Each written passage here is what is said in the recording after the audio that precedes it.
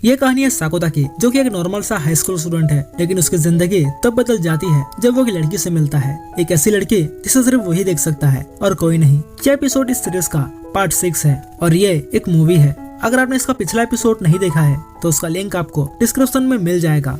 Episode के शुरुआत में हमें 3 साल पहले का एक सीन दिखाया जाता है, जहां हम एलिमेंट्री स्कूल की सुको को देखते हैं, जो कि अपने क्लास में होती है। टीचर सभी स्टूडेंट्स को एक टास्क देती है। वो स्टूडेंट्स को एक फॉर्म फिल करने के लिए कहती है, जिसमें उन्हें बताना था कि वो फ्यूचर में क्या करना या बनना चाहते हैं। सभी स्टूडेंट्स अपना अपना फॉर्म फिल करने लगते हैं। कोई लिखता है कि वो कॉलेज पास करना चाहता है, कोई लिखता है कि वो बड़ी कंपनी में काम करना चाहता है, और कोई लिखता है कि वो बड़े होकर शादी करना चाहता है। लेकिन वहीं हम सोको को देखते हैं, जो कि कुछ भी नहीं लिख पा रही होती है। सीन चेंज होता है और हमें प्रेजेंट का सीन दिखाया जाता है। हम सोको और साकुता को देखते हैं।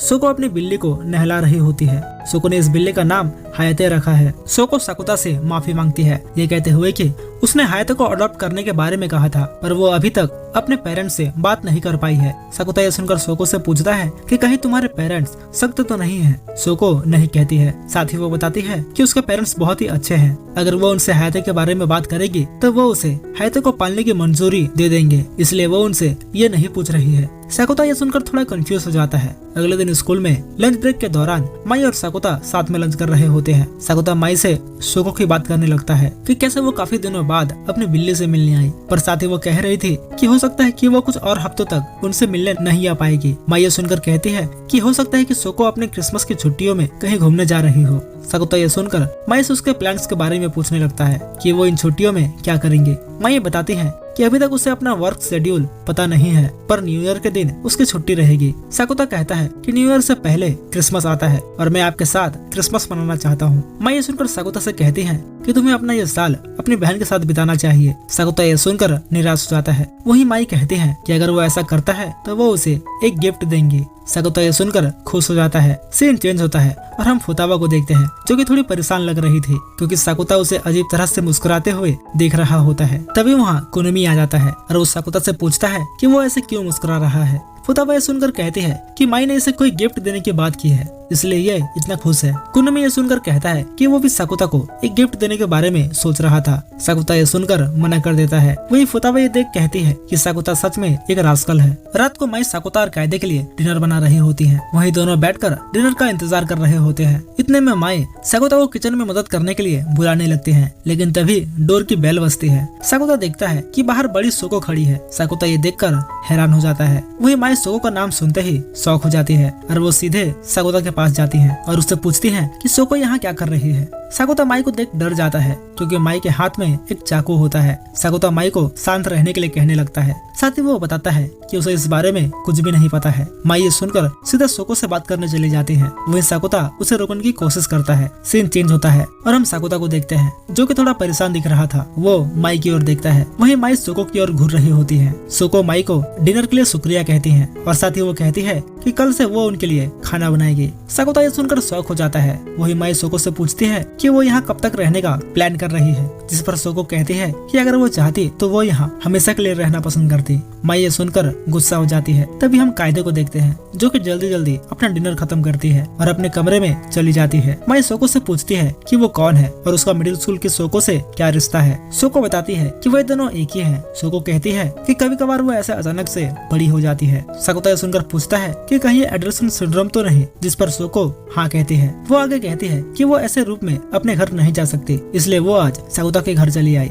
माई ये सुनकर सोको से कहती है कि अगर ऐसी ही बात है तो वो उसके घर पर रुक सकती है, जिस पर सोको कहती है कि वो उसे परेशान करना नहीं चाहती है। वही माई ये सुनकर कहती है कि वो साकुता को परेशान कर रही है। सोको साकुता से पूछती है कि क्या उसके यहाँ रहने से उसे कोई परेशानी होगी। साकुता ना चाहते हुए भी नहीं कहता है। वही सोको साकुता को छूते हुए कहती है कि अगर साकुता माई के साथ खुश है तो उसके और साकुता के बीच कुछ भी नहीं होगा। साकुता ये सुनकर चौंक जाता है। वही माई भी साकुता को चुकोटी काटने लगती है, ये पूछते हुए कि क्या वो उसके साथ खुश है, जिस पर साकुता हाँ कहता है। सोको ये सुनकर कहती है फिर तो उसके यहाँ रहने से कोई प्रॉब्लम नहीं होगी, लेकिन माई साफ मना कर देती है। सोको माई के ना को नजरअंदाज करती है और कहती है कि अगर कुछ होता भी है तो उसे कोई परेशानी नहीं होगी, क्योंकि उसे साकुता बहुत ही पसंद है। साकुता को ये सुनकर जोरों का झटका लगता है। वही माई सोको की बातें सुनकर वो भी यहीं रहने का फैसला करती है। साकुता ये सुनकर शौक हो जाता है और तभी सीन चेंज होता है। हम साकुता को देखते हैं, जो कि फुतावा से बात कर रहा होता है। वो फुतावा फुतावा से मदद मांगता है, ये कहते हुए कि सोको अचानक से उसके घर पर आ गई और माई भी यही मौजूद है। फुतावा ये सुनकर साकुता से कहती है कि वो उसे अपने झमेले में ना फंसाए। इतना कहकर वो फोन रख देती है और बेचारा साकुता निराश हो जाता है। अगले दिन हम माई को देखते हैं जो कि सोते हुए साकुता को उठा रही होती है। वहीं साकुता कह रहा होता है कि वो अपने मॉर्निंग किस के बिना नहीं उठेगा। माई ये सुनकर वहाँ से जाने का फैसला करती है, लेकिन तभी वहाँ सोको आ जाती है और वो साकुता को मॉर्निंग किस देने वाली होती है, लेकिन माई उसे रोक लेती है। स्कूल में साकुता फुतावा से मिलता है, जहाँ फुतावा उसे टू टाइमिंग करने का सुझाव देती है, जिस पर साकुता उसे अपना मुंह बंद रखने के लिए कहता है। स्कूल के बाद साकुता कायदा को चेकअप के लिए अस्पताल ले जाता है और उसे छोड़ने के बाद वो वेटिंग रूम की ओर जाने लगता है, लेकिन तभी वो छोटी सोको को देखता है और वो शॉक हो जाता है। वहीं घर पर हम बड़ी सोको को देखते हैं जो कि सोच रही होती है कि शायद साकुता अब तक उसके छोटे रूप से मिल चुका होगा। बैक इन द हॉस्पिटल छोटी सोको साकुता को बताती है कि उसका स्वास्थ्य बचपन से ही खराब है, जिसके चलते उसे कई बार अस्पताल में भर्ती होना पड़ता है। सोको आगे बताती है कि यही वजह है कि उसके पेरेंट्स उसे किसी भी चीज के लिए मना नहीं करते, इसलिए वो उनसे हायते के बारे में बात नहीं कर रही है, क्योंकि वो जो भी उनसे मांगती है वो उसके लिए मना नहीं करते हैं। सोको कहती है कि उसे उसके पेरेंट्स के बारे में सोचकर बहुत ही बुरा फील होता है। साकुता ये सुनकर कहता है, मुझे लगता है तुम्हारे पेरेंट्स को ये पहले से पता है। सोको ये सुनकर चौंक जाती है। साकुता सोको से पूछता है कि वो अपने पेरेंट्स के बारे में कैसा फील करती है। सोको कहती है कि वो उनसे बहुत प्यार करती है। साकुता ये सुनकर कहता है, कभी तुमने उनसे ये कहा है? सोको नहीं कहती है। वही साकुता आगे कहता है कि अगर मैं तुम्हारे पेरेंट्स की जगह होता तो मैं सॉरी के बजाय तुम्हारे मुंह से आई लव यू मॉम या डैड सुनना पसंद करता। सोको ये सुनकर साकुता की बात मान लेती है और वो फैसला करती है कि वो अगली बार से अपने पेरेंट्स के लिए बुरा फील नहीं करेगी। घर पर साकुता माई को बताता है कि कैसे वो अस्पताल में छोटी सोको से मिला। साकुता सोको से पूछता है कि जब वो छोटी सोको से बात कर रहा था तो क्या वो यहाँ इस घर पर मौजूद थे। सोको कहती है, मुझे नहीं पता, मुझे तब किसी ने भी नहीं देखा था। वहीं माई सोको से पूछती है कि क्या तुम्हारा एडोलेसेंट सिंड्रोम का तुम्हारी बीमारी से कोई संबंध है। सोको कहती है, शायद हाँ। साथ ही वो बताती है कि उसे दिल की बीमारी है। माई और साकुता ये सुनकर शौक हो जाते हैं। सोको आगे बताती है कि कैसे बचपन में ही डॉक्टर्स ने बता दिया था कि सोको लंबी जिंदगी नहीं जी पाएगी। सोको कहती है कि वो हाई स्कूल जाना चाहते थे, वो कॉलेज जाना चाहते थे और एक अडल्ट बनना चाहते थे, पर यह सब उसके लिए सिर्फ एक सपने की तरह ही था और शायद इन्हीं वजहों से आज वो यहाँ है। सोको बताती है कि एलिमेंट्री स्कूल की सोको ये सब करने का या बनने का सपना देखती आ रही है और मैं शायद उसके सपनों की सिर्फ एक झलक हूँ। सोको की बातें सुनकर साकुता और माई हैरान हो जाते हैं। सोको के सोने के बाद साकुता और माई सोको के बारे में बात करने लगते हैं। साकुता ये कहता है कि वो कल छोटी सोको से मिलने अस्पताल जाएगा और साथ ही वो कहता है कि वो अपने साथ फुतावा को भी लेकर जाएगा। अगले दिन स्कूल के बाद साकुता और फुतावा छोटी सोको से मिलने जाते हैं। फुतावा साकुता से पूछती है कि क्या छोटी सोको को बड़ी सोको के बारे में पता है, जिस पर साकुता नहीं कहता है। दोनों अस्पताल में सोको से मिलते हैं। सोको साकुता को देख खुश हो जाती है। तीनों कुछ देर बातें करते हैं। वहीं सोको साकुता और फुतावा को अपना एक होमवर्क दिखाती है और बताती है कि कैसे ये होमवर्क उसे एलिमेंट्री स्कूल में मिला था, लेकिन वो अपनी बीमारी के चलते इसे पूरा नहीं कर पाई थी। सोको कहती है कि बिना हार्ट ट्रांसप्लांट के वो अपना मिडिल स्कूल तक पूरा नहीं कर पाएगी। सोको आगे कहती है कि वो इस होमवर्क को पूरा करना चाहती थी, पर उसे कुछ भी समझ नहीं आ रहा था कि वो इसमें क्या लिखे, इसलिए वो कभी भी इसे पूरा नहीं कर पाई। साकुता देखता है कि फॉर्म पर पहले से ही कुछ लिखा हुआ है। वो इस बारे में सोको से पूछता है। वहीं सोको बताती है कि ये उसने नहीं लिखा है। साकुता पूछता है, पर ये तो तुम्हारी हैंडराइटिंग है ना? सोको हाँ कहती है। वही साकुता ये सुनकर पूछता है, शायद तुम लिखकर भूल गई होगी। सोको मना कर देती है। साथ ही वो बताती है कि उसने हॉस्पिटलाइज होने से पहले ये फॉर्म देखा था और इसमें कुछ भी नहीं लिखा था। फुतावा सोको से पूछती है कि अभी जो इसमें लिखा है वो क्या तुम एलिमेंट्री स्कूल में लिखने वाली थी? सोको नहीं कहती है। वहीं फुतावा उससे पूछती है कि अभी वो इसमें क्या लिखना चाहती है। सोको बताती है कि वो कॉलेज जाना चाहती है। साथ ही वो कहती है कि वो एक अच्छा सा बॉयफ्रेंड चाहती है और उसी से शादी करना चाहती है। साकुता ये सुनकर चौंक जाता है। वही फुतावा उस फॉर्म की एक फोटो ले लेती है। साकुता और फुतावा घर लौटने का फैसला करते हैं। वहीं साकुता अपने साथ एक डोनर कार्ड रख लेता है। घर पर बड़ी सोको नहा रही होती है। वहीं साकुता और माई बैठकर बातें कर रहे होते हैं। माई साकुता से पूछती है कि क्या वो सोको से शादी करने वाला है। साकुता ये सुनकर चौंक जाता है और माई को ऐसी बातें न करने के लिए कहता है। अगले दिन साकुता छोटी सोको से मिलने जाता है। वही दोनों बैठकर कुछ देर बातें करते हैं। सोको बताती है कि कैसे वो क्रिसमस से पहले हॉस्पिटल से डिस्चार्ज होना चाहती है ताकि वो इनोसमा में लगने वाले एलिमिनेशन को देखने जा सके। सोको कहती है कि वो बहुत ही सुंदर होते हैं। साथ ही वो साकुता से पूछती है कि क्या वो माई के साथ उन्हें देखने जाएगा। साकुता बताता है कि कैसे क्रिसमस के दौरान माई बिजी रहेंगे। सोको ये सुनकर साकुता से कहती है कि अगर ऐसी ही बात है तो क्या वो उसके साथ देखने चल सकता है। सकुता ये सुनकर हैरान हो जाता है, पर साथ ही वो सोको से कहता है कि अगर वो हॉस्पिटल से डिस्चार्ज हो जाती है तो वे साथ में देखने चलेंगे। सोको ये सुनकर खुश हो जाती है। सोको सकुता को अपना वही फॉर्म दिखाती है और कहती है कि इसमें जो कल लिखा था उसकी जगह पर अब कुछ और लिखा हुआ है। सकुता पढ़ता है और उस फॉर्म में लिखा था कि सोको अपने प्यार का इजहार करना चाहती है। सकुता याद करता है कि कैसे सोको ने उससे कहा था कि वो सकुता को बहुत ही पसंद करती है। सकुता ये याद करके सोचने लगता है कि क्या मुझे सच में सोको से शादी करना पड़ेगा। अगले दिन सकुता को बुखार हो जाता है और वो घर पर ही आराम कर रहा होता है। सकुता सोको से माई के बारे में पूछता है। वह सोको बताती है कि माई अपने काम के चलते बाहर गई हुई है। सकुता सोको से पूछता है कि क्या वो वही सोको है जो उससे 2 साल पहले सिचिरीगामा बीच पर मिली थी।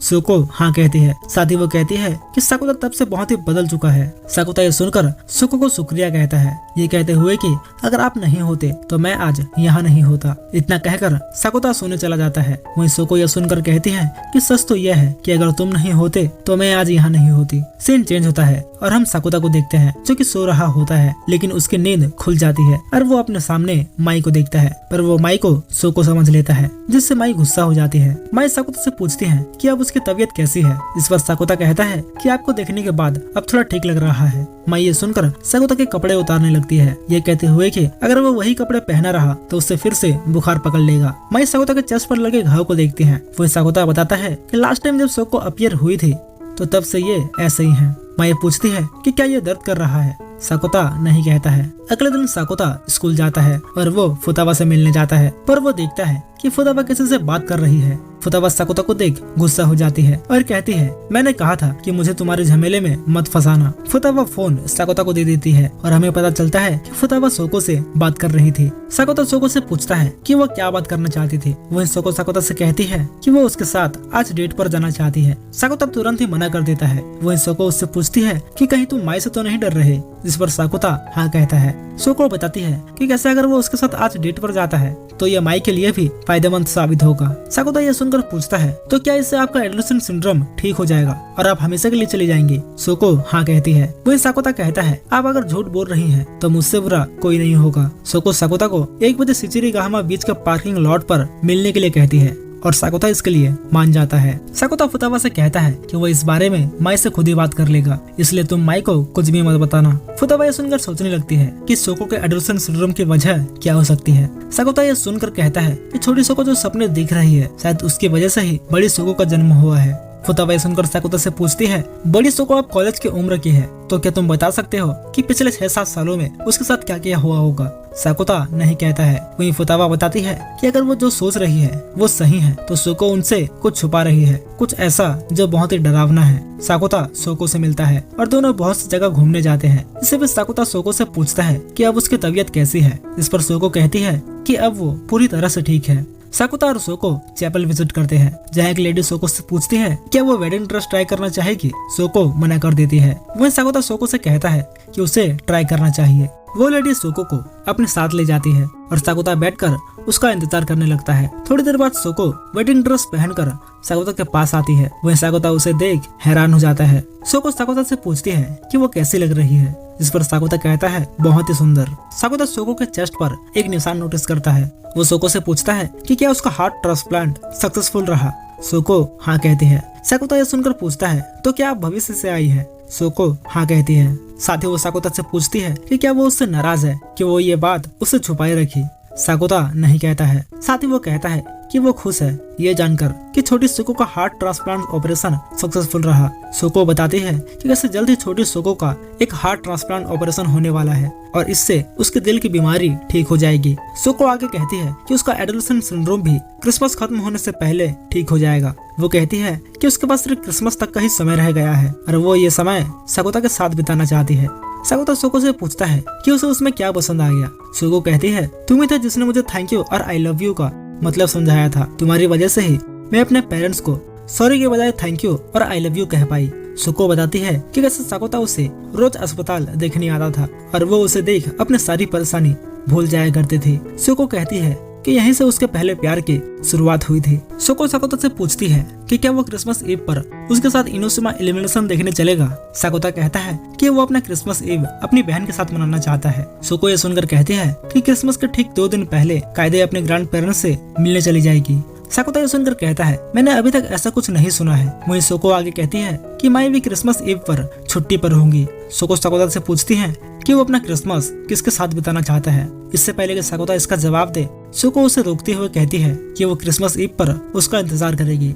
शाम को साकुता फुतावा से मिलता है। साकुता फुतावा को बताता है कि कैसे वो सही थे। वो बताता है कि सोको भविष्य से आई है और उसके चेस्ट पर ऑपरेशन का एक निशान है। फुतावा यह सुनकर साकुता से पूछती है कि क्या वो सोको के ब्रेस्ट को देखा। साकुता नहीं कहता है। तभी सीन चेंज होता है और हम साकुता को देखते हैं जो कि घर पहुंचता है। वो देखता है कि कायदे फोन पर किसी से बात कर रही है और जब वो पूछता है तो कायदे बताती है कि वो अपने डैड से बात कर रही थी। कायदे बताती है कि कैसे ग्रैंडपा और ग्रैंडमा उससे मिलना चाहते हैं। साकुता ये सुनकर सोको की ओर देखता है। वही सोको साकुता से कहती है कि वो किसी को भी भविष्य के बारे में ना बताए वरना उसके लिए मुसीबत खड़ी हो जाएगी। इसके बाद साकुता माई को स्टेशन पर लेने जाता है और वापस लौटते समय माई साकुता को बताती है कि क्रिसमस ईव पर उसकी छुट्टी रहेगी तो वे डेट पर जाएंगे। साकुता यह सुनकर खुश हो जाता है। वही माई कहती है क्यों ना हम इनोशिमा इल्यूमिनेशन देखने चलें। साकुता यह सुनकर मना कर देता है। वो कहता है कि वो जेलीफिश देखना चाहता है। माई साकुता से पूछती है कि क्या उसे जेलीफिश पसंद है, जिस पर साकुता कहता है कि उसे माई के साथ जेलीफिश देखना पसंद है। माई इसके लिए मान जाती है और दोनों शाम के 6 बजे एक्वेरियम के बाहर मिलने का प्लान बनाते हैं। अगले दिन काम के दौरान साकुता बहुत ही खुश दिख रहा होता है तो माई ये देखती है और साकुता से पूछती है कि क्या उसके साथ कुछ अच्छा हुआ है। साकुता कुछ भी नहीं कहता पर साथ ही वो तोमई से कहता है कि वो थोड़ी मोटी लग रही है। तोमई ये सुनकर गुस्सा हो जाती है और तभी सीन चेंज होता है। हम छोटे सोको को देखते हैं। साकुता आज भी सोको से मिलने आया होता है पर वो अपने काम के चलते थोड़ा लेट हो गया था। सोको कहती है कि उसकी बीमारी इतनी जल्दी ठीक नहीं होने वाली है, इसलिए वो चाहती है कि साकुता उससे मिलने ना आए। साकुता ये सुनकर मना कर देता है। वो कहता है कि वो उससे रोज मिलने आएगा, कल, परसों, उसके अगले दिन और उसके अगले दिन भी वो उससे रोज मिलने आएगा। साकुता आगे कहता है कि हो सकता है कि काम के वजह से वो किसी दिन ना आ पाए पर वो उससे मिलने रोज आएगा, तब तक जब तक वो इस हॉस्पिटल से डिस्चार्ज नहीं हो जाती। सोको ये सुनकर रोने लगती है। वो कहती है कि वो ऐसे बीमार नहीं रहना चाहती है। साकुता सोको को चीयर अप करने की कोशिश करता है। वो सोको से प्रॉमिस करता है ये कहते हुए कि वो उससे रोज मिलने आएगा। सोको यह सुनकर खुश हो जाती है लेकिन तभी उसके चेस्ट पर दर्द शुरू हो जाता है और वो नीचे गिर जाती है। साकुता तुरंत डॉक्टर्स को बुलाता है और वे सोको को आईसीयू में ले जाते हैं। साकुता भी उनके पीछे जा रहा होता है लेकिन तभी उसे भी अपने चेस्ट पर दर्द शुरू हो जाता है और वो नीचे गिर जाता है। सीन चेंज होता है और हम सोको और साकुता को देखते हैं। सोको साकुता को पीछे से गले लगा लेती है और उससे पूछती है कि क्या उसका दिल जोरों से धड़क रहा है। साकुता हाँ कहता है। वह सोको से कहती है कि वो जब भी उसके साथ होती है तो उसका दिल भी जोरों से धड़कने लगता है। साकुता यह सुनकर उठ जाता है और सोको को रोकने की कोशिश करता है, ये कहते हुए कि यह उसके घाव के लिए सही नहीं है। सोको ये सुनती है और कहती है कि वो सब ठीक कर देगी, उसके चेस्ट पर लगे घाव को भी और उसके दिल पर लगे घाव को भी। सोको कहती है कि वो दोनों को हील कर देगी।